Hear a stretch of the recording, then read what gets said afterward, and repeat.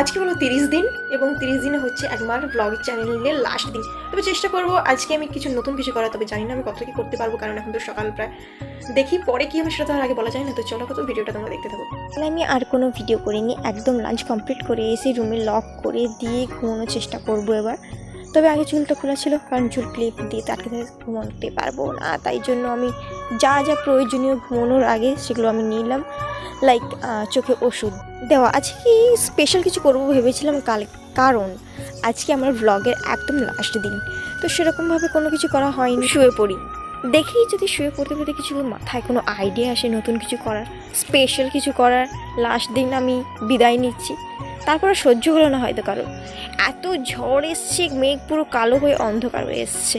দেখতে পেলে কেমন যেন পুরো সন্ধে হয়ে গেছে, কেউ বলবে এটা দেখে দুপুর হয়েছে। তো যাই হোক, চলো এখন এই জামকুল ঘুরোতে, কারণ অনেক তো ঝড় হয়েছে, নিশ্চয়ই কিছুটা এই উদ্দেশ্যে গিয়েছিলাম। তবে সত্যি সত্যি অনেকগুলো পেয়েছি কিন্তু।